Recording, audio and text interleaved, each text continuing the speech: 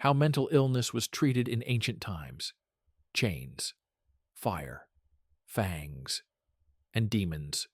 In ancient times, people with mad minds were feared more than murderers and thieves. They were called possessed, cursed, marked by God or spirits. They were treated not as sick people, but as dangerous creatures that needed to be subdued, chained, burned, or exorcised. The first descriptions of such practices have come down to us from Sumerian clay tablets. They mention demons that implant themselves in the body and cause convulsions, insomnia, and voices in the head. Even then, treatment consisted of a combination of prayers, incantations, and violence against the body, from beatings with a rod to forced bathing in boiling water. In ancient Greece and Rome, attitudes toward such patients depended on the era. Doctors of the Hippocratic school wrote about black bile causing melancholy and rage. But even such theories did not save people from torture. The patient could be chained in iron and kept in a basement, doused with cold water for purification. Roman chronicles mention that madmen were forced to drink animal blood or wear animal skins, believing that this would drive away evil spirits. Some sources mention the use of wolf or bear fangs, which were hung around the patient's neck as an amulet. Against the backdrop of primitive beliefs, this was considered medicine. But more often than not, such people were not considered sick. They became a spectacle or a victim. The archives contain records that mentally ill people were taken to the town square and whipped in front of a crowd to drive out the devil. In other cases, they were sold as slaves, but cheaper than ordinary ones, since the possessed were perceived as living punishment. In Egypt, there are known cases when a person with seizures was brought to a temple, where priests burned resin and cauterized the body with coals. It was believed that smoke and pain forced evil spirits to leave the flesh.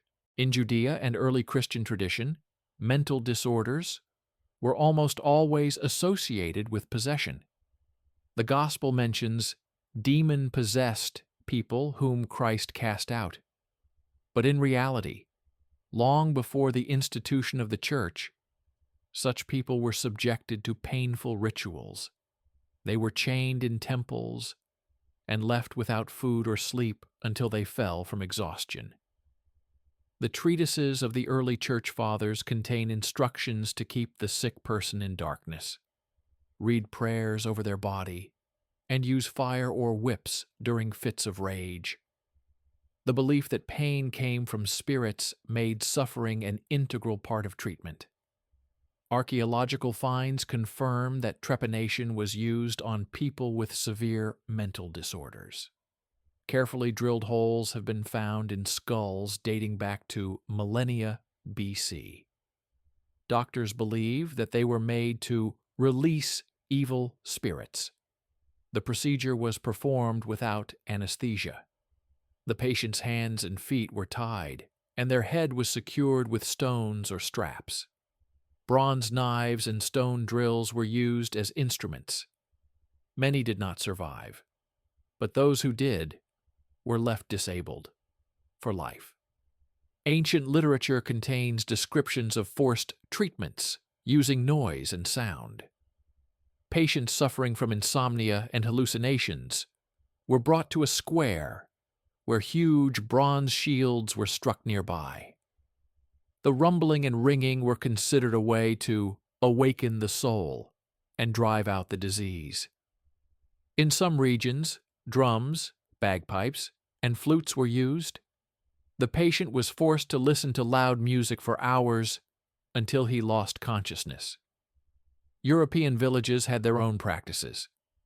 Madmen were doused with ice water in winter and thrown into rivers in summer, believing that the living current would carry away the disease.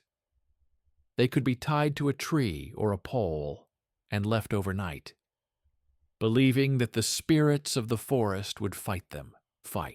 The chronicles mention cases when such people were burned with torches, not to kill them, but to maim them, so that suffering would draw the demon out. Medical schools in Rome and Greece tried to counter superstition with more rational explanations, but even they used methods that today seem like torture. Patients were subjected to bloodletting until exhaustion, prolonged starvation, enemas with vinegar, and being tied to a bed for months. The physician Aretius wrote, "The insane are as violent as beasts. To subdue them, one must deprive them of strength and will." This phrase reflects the general approach. Mental illness was seen as an enemy that had to be fought by any means necessary. But the most frightening thing was that such practices were supported by society. Relatives themselves brought their sick to priests or healers because they believed that illness was a sin, a curse, a punishment. People with schizophrenia, epilepsy, or mania were not perceived as family members, but as a threat that had to be subdued, even if it meant maiming or killing them. Thus, even in ancient times, a harsh image of the treatment of mental disorders had already taken shape. Shackles, fire, animal fangs, smoke, whips, blood. In late antiquity and the early Middle Ages, the fate of the mentally ill became increasingly linked to religious rituals and control by the Church. While in the ancient world there were medical treatises that at least attempted to explain madness through bodily fluids, in Christian Europe, the disease was ultimately transformed into proof of possession. People with hallucinations and behavioral disorders were seen as living proof of Satan's presence on earth. The chronicles of monasteries from the 6th and 7th centuries often contain records of possessed people who were tied up in the basements of temples and kept there for weeks. They were forced to pray, even when they were screaming or convulsing. Priests were invited to read prayers and psalms over their bodies. A common method was prolonged sleep deprivation. People were awakened every few minutes with blows from a stick or shouts until they collapsed from exhaustion. It was believed that in this way the demons would be forced to leave the body. Rituals involving fire held a special place. Monastic manuals describe placing red-hot metal on the patient's chest or holding burning candles to their face. This did not always lead to death, but it left burns and scars for life. The logic was that pure fire would burn away evil. Sometimes smoke from burning herbs, most often juniper and incense, was used, but sulfur or animal fat was often added to the fires, making the smoke acrid and causing suffocation. In Western Europe in the 8th and 9th centuries, the mentally ill could be subjected to tests in the same way as those suspected of witchcraft. They were thrown into water. If a person drowned, they were found innocent. If they stayed afloat, they were considered possessed and subjected to torture. This meant that most of these people died without any chance of proving their innocence. The archives of German bishoprics contain records that the possessed often died during healing procedures, but their deaths were interpreted as a victory of the Church over Satan. Rural communities resorted to even more primitive methods.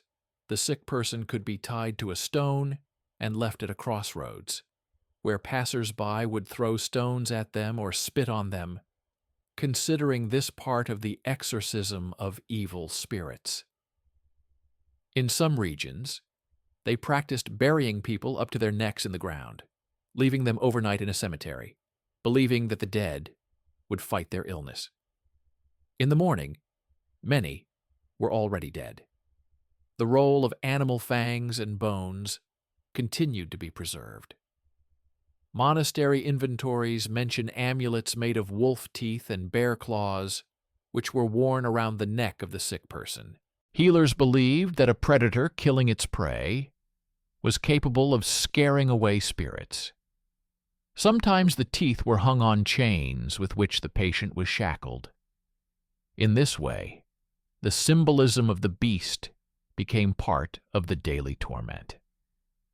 There are known cases of the use of iron collars with spikes on the inside. They were put on the patient so that any movement caused pain. This was called the bit of humility. In the monastery chronicles of the 11th century, there is a record. A certain John, who was violent, was tamed by the bridle, and the spirits ceased to speak through his mouth. In reality, the man had lost the ability to speak due to wounds and inflammation. Sometimes mentally ill people were used as a means of intimidation. They were put on display during sermons to demonstrate what a soul devoted to the devil looked like. The crowd saw a mutilated, dirty, shackled man before them, and their fear of demons was reinforced. For the sick person, this resulted in further abuse, spitting, beatings, and sometimes even lynching. At the same time, the practice of pilgrimage to holy places developed. Relatives led the sick hundreds of kilometers to monasteries or relics of saints, hoping for a miraculous healing. But the road became a trial. People were led in chains amid the shouts and taunts of passers-by. In monasteries, such pilgrims were often met with distrust, and instead of help, they were offered harsh rituals, fasting, flagellation, and night vigils. Some patients died on the way, their bodies were thrown by the roadside, and the locals considered this to be God's will. Thus, in the early Middle Ages, mental illness ceased to be perceived as a medical problem. It became a matter of faith, sin, and possession. This meant that methods of treatment boiled down to torture, humiliation, and isolation. By the 11th century, Europe was already living under the complete control of the church and feudal courts, and mentally ill people had finally gone from being unfortunate to being living proof of sin and witchcraft. They were no longer hidden away in monasteries. They were dragged out into the streets and turned into participants in trials and public spectacles. Court records show that madmen were considered direct witnesses to the influence of the devil. In cities in France and Germany, the concept of possessed as evidence emerged. If a person heard voices, saw visions, or became hysterical, they could be used as proof that a witch or heretic was sending demons. Such people found themselves at the center of trials, not as victims of illness, but as instruments of accusation. Judges questioned them, demanding testimony, and under torture or in a state of delirium, they named their neighbors or relatives. These words were taken as direct evidence of Satan, and others were sent to the stake. However, the sick themselves were not spared. The punishments are described in the protocols: isolation in cells, tying to wooden benches for weeks, feeding rotten bread and water. Sometimes they were kept chained in churches so that parishioners could see how a person burns before their eyes from demons. At the same time, this strengthened the belief in the necessity of the Inquisition. The methods of treatment increasingly resembled torture. There were procedures for purification by breathing. Sulfur smoke and burning resin were blown into the patient's mouth. If he suffocated and fell, it was considered a sign that the demon had left. If he survived, he was subjected to further trials. Monastic manuals contain recommendations to fumigate patients with the skins of burned animals, especially goats and dogs. as it was believed that their spirits drove away demons. At the same time, many mentally ill people fell into the hands of the secular authorities. Royal decrees of the 12th century mention that violent lunatics could be kept in prisons along with criminals. They were given shackles, chains, and the same system of punishment: whips and solitary confinement. In England, there are records that some madmen were used for the entertainment of the nobility. They were brought out into the halls during feasts and forced to fight each other. The loser was whipped or put on a chain with dogs. Trials of women with signs of mental illness were particularly cruel. Women who suffered from hysteria, convulsions, or epilepsy were almost always accused of witchcraft. They were subjected to the so-called water test. They were thrown into a river with their hands and feet bound. If a woman floated, it was considered proof that the water had rejected her as a servant of Satan. Most of them drowned. Sometimes mental illness was interpreted as a hereditary curse. The chronicles of princely courts contain records that the children of madmen had no right to inherit land and titles. In some cases, they were even killed at birth if their mother or father was recognized as possessed. Thus, the disease ceased to be a personal tragedy and became a stigma for entire families. One of the most frightening facts was public exorcisms. Hundreds of people gathered in the squares, and priests performed the ritual of expelling the devil from the madman. The person was tied up, laid on the ground, and holy water was poured into their mouth while they were beaten with whips. If they screamed, it was considered the voice of the devil. If they fell silent, it was said that the demon had left the body. Death during the ritual was seen as confirmation of victory over Satan. The Inquisition further reinforced these practices. By the 13th century, the mentally ill began to be regarded not only as possessed but also as heretics if their visions contradicted church dogma. A person with schizophrenia who claimed to have spoken with God or angels faced the stake. For the church, this was sacrilege. For the crowd, it was entertainment. Thus, by the 12th to 13th centuries, mental illness had finally become the object of legal and religious violence. The methods of treatment, chains, fire, smoke, suffocation, whips, were indistinguishable from methods of torture. A person with delusions or seizures ceased to be a human being in the eyes of society. They became an instrument of fear, propaganda, and punishment. By the 14th century, Europe was plunged into an atmosphere of fear. The plague had killed millions, and religious wars and schisms had shaken society. It was at this time that the mentally ill began to be sent en masse to special places, the first houses of the insane. But in essence, these were not hospitals, but prisons where people were kept in conditions comparable to torture. The most famous example was Bedlam, a London asylum founded in the mid-14th century. Its walls witness scenes that today would be called a concentration camp. The patients were chained to the walls in iron cages. They were given rotten bread and dirty water.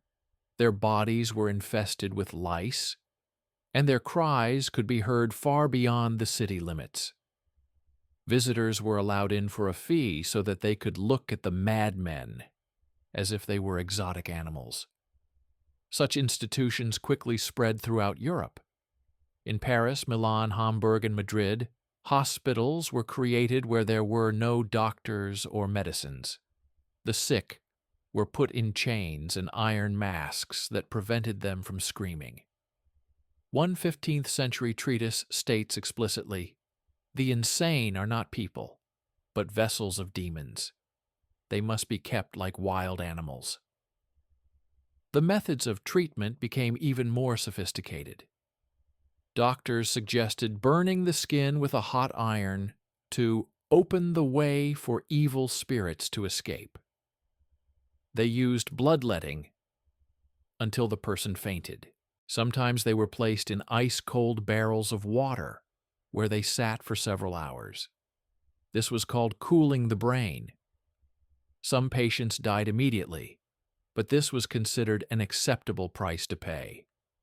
Women suffered, particularly. Their illnesses were almost always associated with the womb and carnal passions. Sick women were subjected to vaginal cauterization and vinegar enemas. Doctors and monks said that this was to calm the womb and its movements. In reality, it was torture that left burns and internal damage. At that time, there was also a mass witch hunt. People with epilepsy, schizophrenia, or mania were increasingly accused of serving the devil. They were forced to confess to witchcraft under torture and then burned. Chronicles record that women suffering from hallucinations shouted incoherent phrases during their seizures. Judges took this to be talking to the devil. Hundreds of such women were executed. In the 15th and 16th centuries, the practice of public demonstrations of the sick appeared. They were put on display in squares, tied to chains, so that the crowd could enjoy the spectacle.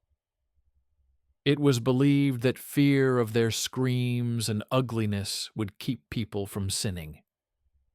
But this turned into fairground entertainment.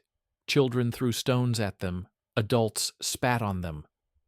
Deaths were common, but they were not considered a crime. The situation did not improve with the advent of the Reformation. Protestants and Catholics alike saw mental illness as punishment for sins. The only difference was in the rituals. Catholics continued to perform exorcisms, while Protestants kept the sick in isolation, starved them, and forced them to work until they dropped. The slave labor of the possessed became part of monastic economies. Thus, by the 16th century, Europe had created a system in which the mentally ill became outcasts, prisoners, and objects of violence. Mental hospitals did not treat patients, but broke them. There was no hope of recovery, only death or eternal imprisonment. By the 17th century, Europe had entered an era of scientific discovery, but for the mentally ill, this meant only new forms of torment. The insane became subjects of medical experiments. Their bodies and minds were viewed as material for testing theories. Doctors no longer limited themselves to prayers and exorcisms. They began to use complex procedures that were essentially torture under the guise of science. One of the most common methods was trepanation. 17th century doctors drilled holes in the skull, hoping to release steam and bad juices. The patient's head was held in place with iron clamps, and medical students gathered around to watch the operation. Without anesthesia or pain relief, patients screamed until they lost consciousness. Many died from infection, but this was considered an unavoidable risk. Hospitals in France and England began to use rotating chairs. The patient was placed in a wooden structure and spun until they fainted. It was believed that this would mix the body's fluids and clear the mind. In reality, it caused vomiting, spinal damage, and loss of consciousness. Medical reports from those years contain entries such as, "The patient calmed down after the procedure, even though the person in question was in shock." Cruelty was combined with ostentation. In Paris, hospitals opened their doors to the public, and citizens could pay to look at the madmen. Patients chained to the walls became living exhibits. This reinforced public opinion. The mentally ill were not people. but curiosities, a source of entertainment. Chains remained the norm. In overcrowded wards, dozens of men and women were chained to the walls for days on end. Water was poured on the straw so that they would not fall asleep. Doctors explained this by saying that sleep exacerbates mental illness. In practice, this meant constant exhaustion, ulcers, and death from infections. Cold therapies occupied a special place. Patients were thrown into ice-cold barrels or suspended over a river and repeatedly lowered into the water. Some died of hypothermia, but doctors considered this a sign that the body had been cleansed. In England, such practices continued until the 18th century. Women continued to be the main victims. Their illnesses were attributed to a wandering womb. Treatment included vaginal procedures, rubbing with poisonous ointments, and even sexual assault, which doctors justified as restoring the body's balance. These practices were rarely recorded in official records, but are mentioned in private diaries of doctors. By the 18th century, the first reformers began to appear. French physician Philippe Pinel proposed removing the chains from patients. In 1793, at the Bicêtre Hospital in Paris, several dozen patients went outside without shackles for the first time in centuries. But this was an exception. Most hospitals continued to operate as prisons. At the same time, a new form of violence was emerging: experiments with electricity. Patients were connected to early electrostatic machines, causing convulsions. This was called illumination of the mind. Cruel experiments with electricity were conducted in Germany and England and continued throughout the 19th century. This marked the end of one of the darkest periods in the history of psychiatry. From ancient exorcism rituals to the scientific experiments of the 17th and 18th centuries, the path was long, but the essence remained the same. The mentally ill were not seen as people, but as carriers of evil who needed to be broken, maimed, and isolated. It was only at the end of the 18th century that the idea began to emerge that they could be treated. But by that time, millions had gone through chains, fire, fangs, and demons, leaving their mark on history, not as patients, but as victims of fear and ignorance.